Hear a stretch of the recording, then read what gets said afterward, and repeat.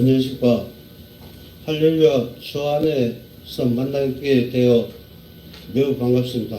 존경하는 박은홍 목사님과 또 우리 모든 교우들 하나님 은혜와 평강이 여러분과 함께하기를 간절히 소망합니다. 오늘 신명기 6장 4절에서 9절까지 말씀을 토대로 하나님을 어떻게 사랑하다는 제목으로 말씀을 드리겠습니다. 본문은 이스라엘아 들으라는 말씀으로 시작합니다. 여기서 들으라고 명령하는 자는 모세입니다. 그는 하나님의 부르심을 받아 이스라엘을 애굽의 종살이로부터 해방하고 광야로 인도한 지도자입니다. 그는 이스라엘 백성을 광야까지 데려오기는 했지만 백성들은 그야말로 오합지졸과 다름이 없었습니다. 그들은 오랫동안 애굽의 생활에 젖어 있었기 때문에 그들을 구원하신 하나님이 누구신지, 그들이 정차 어떻게 살아야 하는지 전혀 알지 못하였습니다. 그래서 그들은 광야에서 교육을 받아야만 했습니다. 그래서 모세는 소명을 받아 호렙산으로 올라가 다시금 하나님을 만났고 하나님으로부터 백성이 지켜야 할 계명과 명령을 받아 백성에게 전달합니다. 오늘 본문은 그 중에 하나이지만 이스라엘 백성이 매일마다 온 가족과 더불어 낭독하던 매우 중요한 본문입니다. 비록 여기서 명령한 자는 모세이지만 그는 단지 하나님의 입에 불과합니다. 실제로 여기서 명령하신 분은 아브라함과 야곱과 이삭의 하나님, 이스라엘의 하나님입니다.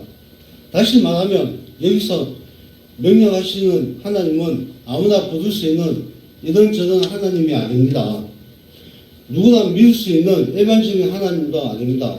그분은 바로 이스라엘 백성을 애굽의 종살이로부터 구출하시고 그들과 영원한 언약을 맺으신 하나님이십니다. 여기서 명령하시는 하나님은 이스라엘 백성을 너무 사랑하셔서 그들을 종살이로부터 구원하시고 광야 생활 동안 주고 함께 하시고 가나안 땅을 향해 인도하시는 사랑의 하나님이십니다. 이 하나님이 지금 이스라엘 백성에게 명령하십니다. 들으라. 그러면 이스라엘이 들어야 할 말씀은 무엇입니까? 우리 하나님 여호와는 오직 하나인 여호와이시니 너는 마음을 다하고 성품을 다하고 힘을 다하여 내 하나님 여호와를 사랑하라는 말씀입니다. 왜 하나님은 이스라엘 백성에게 나를 사랑하라고 명령하십니까? 여호와는 오직 한 분이기 때문에 그렇습니다. 오직 한 분이신 하나님 여호와는 오직 온 세상에 구원하기 위하여 이스라엘 안에서 크신 능력으로 자신을 계시하신 절대적인 살아계신 하나님만을 가리키기 때문입니다. 하나님이 한 분이라는 말은 무엇을 뜻합니까? 우주와 생명, 근원은 오직 하나밖에 없다는 말씀이요. 그래서 구원과 소망도 오직 하나밖에 없다는 말씀입니다. 세상에 단 하나밖에 없는 신기한 보물이 있다면 사람들이 얼마나 이를 사랑하겠습니까? 세상에 부모님이 단 한 분밖에 없기 때문에 부모님을 진심으로 공경해야 하지 않겠습니까? 세상에 목숨이 단 하나밖에 없기 때문에 목숨을 소중하게 진심으로 여기지 않겠습니까? 이 세상에 보물과 부모님과 목숨이 여러 개라면 굳이 한 분만을 상할 필요는 없습니다. 더욱이 이 세상에서 가장 귀하고 높으신 분, 가장 거룩하고 놀라우신 분, 하나님 한 분이기 때문입니다. 그분을 진정으로 사랑해야 합니다. 그렇다면 우리가 하나님을 어떻게 사랑해야 합니까? 성경 본문 6장 5절에서 말합니다. 마음을 다하고 성품을 다하고 힘을 다하여 내 하나님 여호와를 사랑하라고 명하고 있습니다. 마음을 다하고 뜻을 다하고 힘을 다하여 내 하나님 여호와를 사랑하라. 하나님을 두 마음으로 사랑해서는 안 됩니다. 하나님을 적당히 사랑해서는 안 됩니다. 온 마음과 온 뜻과 온 힘을 다하여 사랑해야 됩니다. 이 사랑의 명령 뒤에는 나오는 말씀 신명기 6장 10절에서 15절을 보면 사람이 다른 사람들을 신들을 섬기느라 하나님을 잊어버리고 하나님을 예배하는 일을 소홀히 하는 것에 대하여 엄히 경고하는 말씀이 있습니다.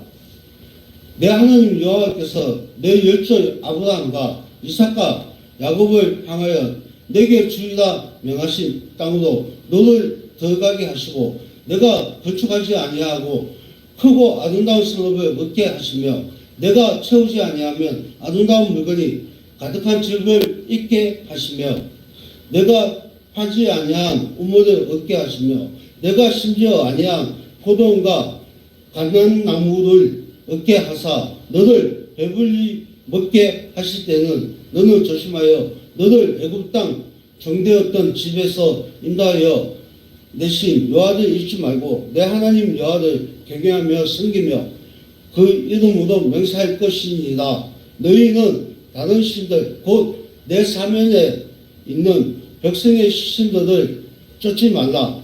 너희 중에 계신 너희 하나님 여호와는 지타시는 하나님이신즉 너희 하나님 여호와께서 내게 진노하사 너를 지면에서 멸천시킬까 두려워하노라. 오늘날 말로 하면 세상의 재물이나 학식이나 명예나 그 밖에 소중한 고물에 마음을 뺏기지 말고 오직 하나님만을 진심으로 사랑하라는 말이 되겠습니다. 우리가 하나님을 사랑한다고 말하면서 만약 우리의 일부만 하나님에게 건다면 하나님을 진정으로 사랑하는 게 아닙니다. 하나님은 우리가 전적으로 의지해야 할 분이십니다. 하나님은 우리의 모든 재산과 생명까지 그러도 좋은 분이십니다. 만약 그렇지 않다면 우리가 믿는 하나님은 참 하나님이 아니십니다. 만약 하나님이 적당히 사랑해도 좋은 하나님이시라면 우리의 믿음만이 거짓일 뿐이 아니라 우리의 믿는 하나님도 거짓된 하나님, 우리가 지어낸 하나님을 드러냅니다. 그렇다면 우리가 거짓말을 하든지 하나님이 거짓말을 하시든지 둘 중 하나가 진리입니다. 하지만 하나님은 거짓말을 하실 수 없습니다. 그러므로 우리도 하나님 앞에 거짓말을 해서는 안 됩니다. 하나님을 사랑한다면 진심으로 전적으로 사랑해야 합니다. 그런데 사랑이 무엇입니까? 구체적으로 하나님을 어떻게 사랑할 수 있습니까? 어떻게 하는 것이 하나님을 마음과 온 정성과 온 힘을 사랑할 수 있습니까? 사랑만큼 사람들이 좋아하는 말도 없고 사랑만큼 사람들이 실천하는 일도 없지만 사랑만큼 모양이 제각각인 것도 없습니다. 다 제 멋대로 사랑하고 제 생각대로 사랑합니다. 그래서 사랑하는 사람을 위해 목숨까지 버리고 고귀한 사랑도 있고 결코 어루지 못한 짝사랑도 있고 서로 얽히고 슬픈 청각사랑도 있고 사랑을 성취하기 위해서라면 무엇이든 주저하지 않는 삐뚤어진 사랑, 불륜의 사랑도 있나 봅니다. 사랑하기 때문에 헤어진다는 사람이 있는가 하면 사랑하기 때문에 죽어도 같이 죽는다는 사람도 있습니다.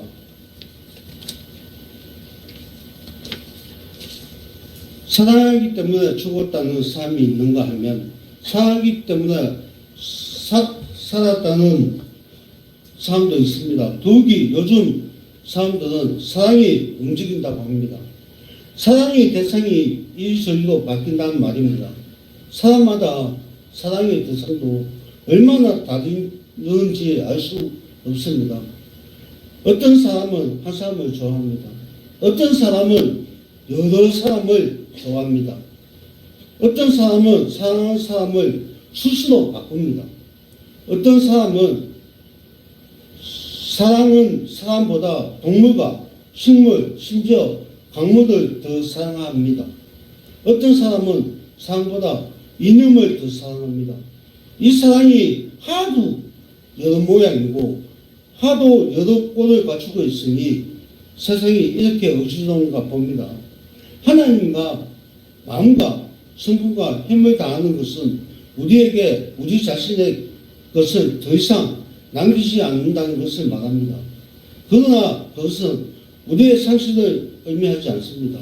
오히려 우리는 다하지 않는 신앙 때문에 하나님의 완전한 사랑과 축복을 맛보지 못하는 것입니다.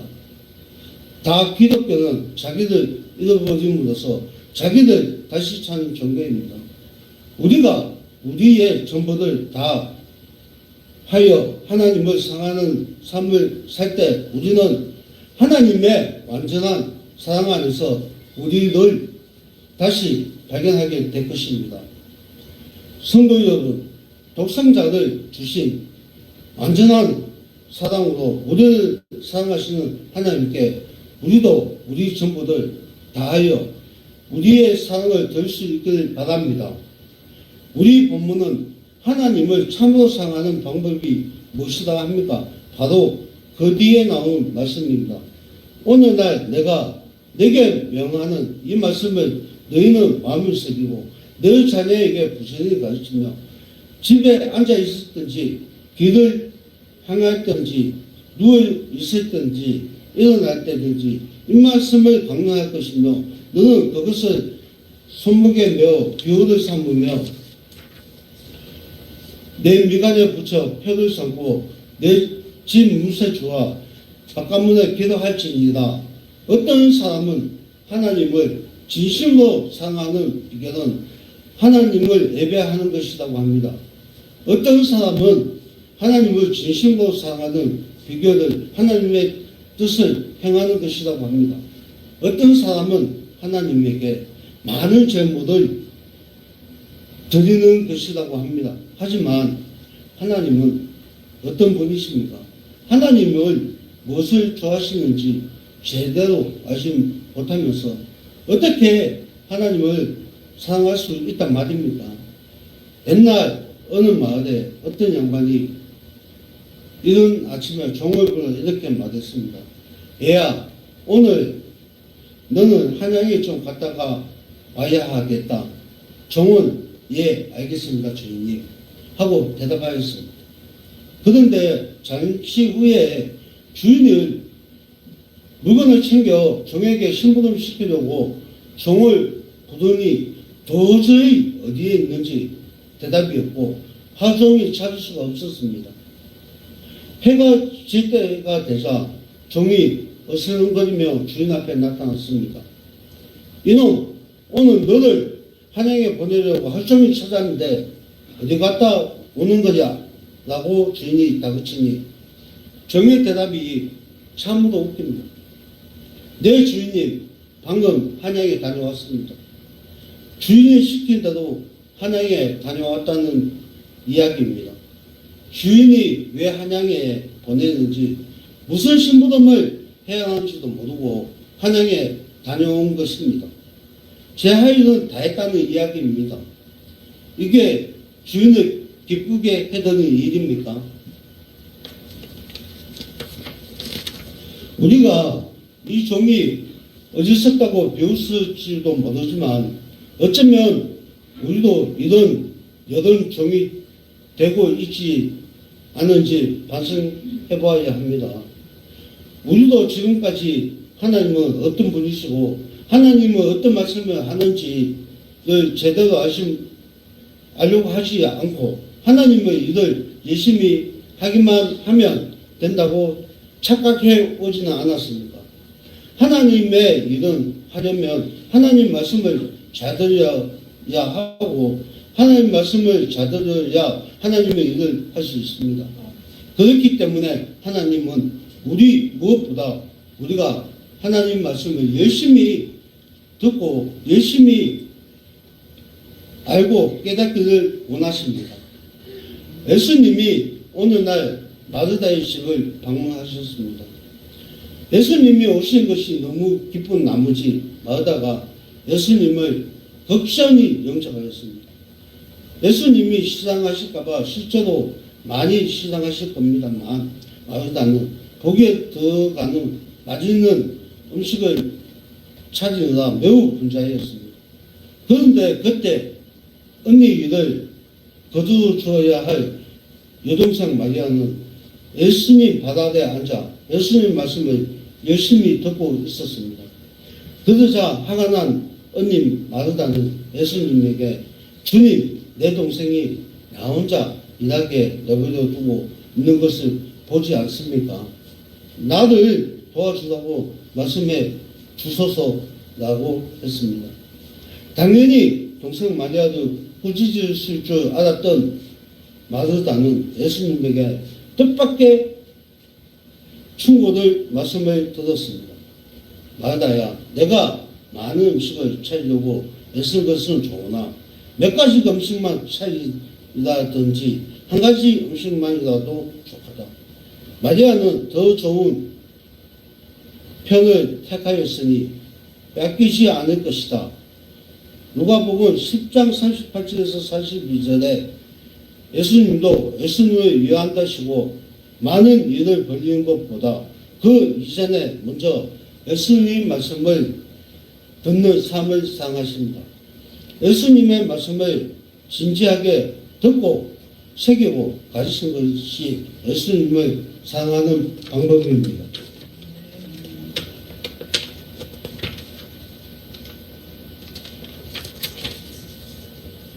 말씀을 마음에 새기라는 것은 하나님 말씀을 신중 있게 깊이 새겨 담아 두어라는 말입니다.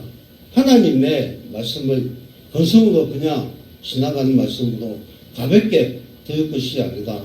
하나님 말씀이 우리의 가슴 깊이 파고들어 우리 감정과 자신과의 의지를 전적으로 지배하게 하라는 말입니다. 우리가 마음의 중심에서 하나님의 말씀을 간직하고 행동한다고는 하지만 때로는 우리가 하나님의 말씀을 잊어버리고 자신의 생각과 소견대로 행동할 때가 있습니다. 이것은 자기 중심적이고 이기적인 생각에서 비롯된 것이고 또한 우리들 연약함이 비롯된 것입니다. 그러므로 하나님께서 우리의 마음 한복판에 당신의 말씀을 숨기고 우리들 그러므로 하나님께서 우리들 마음에 한복판에 말씀 새기고 우리들 뜻대로 그 말씀을 살아갈 것을 명한 것입니다. 이스라엘이 어떤 민족입니까? 하나님께 택함 받는 민족입니다. 그러한 그들도 타락하여 하나님 앞에서 범죄하고 결국 하나님의 징계를 받아 멸망한 자리에까지 이르렀습니다. 그 이유가 무엇입니까? 그들은 하나님 말씀을 몰랐습니까? 아닙니다. 그들은 하나님 말씀을 많은 자들로서 누구보다 하나님 말씀에 대해 잘 알고 있었습니다. 그럼에도 불구하고 그들이 범죄의 길로 간 것은 그들의 하나님의 말씀을 마음에 새기지 않음으로써 그 말씀이 지배를 받지 않았기 때문입니다. 그렇습니다. 말씀을 마음에 새겨 그것을 삶의 원리로 삼지 않으면 아무리 말씀을 많이 알고 있어도 헛된 것이요 범죄를 피할 수 없습니다. 우리는 이 사실을 명심해야 합니다. 그 삶을 마음에 새긴 후에 이 말씀을 행하라고 하기 전에 성경 6장 7절에서 먼저 자녀들에게 말씀을 부지런히 가르치라고 말합니다. 이것은 때와 장소를 가리지 않고 하나님의 말씀을 부지런히 가르치라는 말입니다.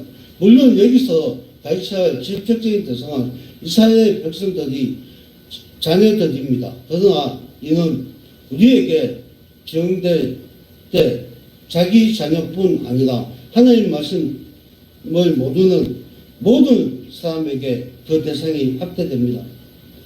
참으로 우리는 하나님 진리의 말씀을 아는 자들로서 그것을 전하고 가르칠 책임을 수용받는 자들입니다.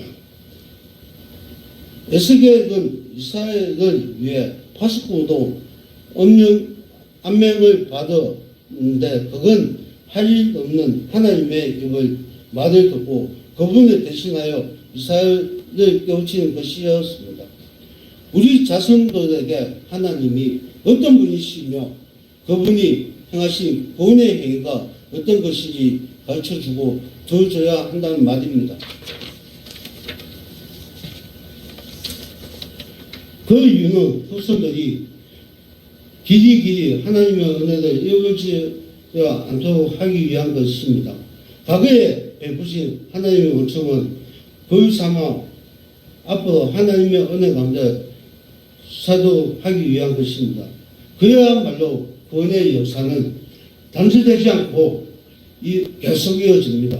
그야말로 하나님의 사랑이 계속 배출됩니다. 그러므로 교회는 자녀 교육에 최선을 다해야 합니다.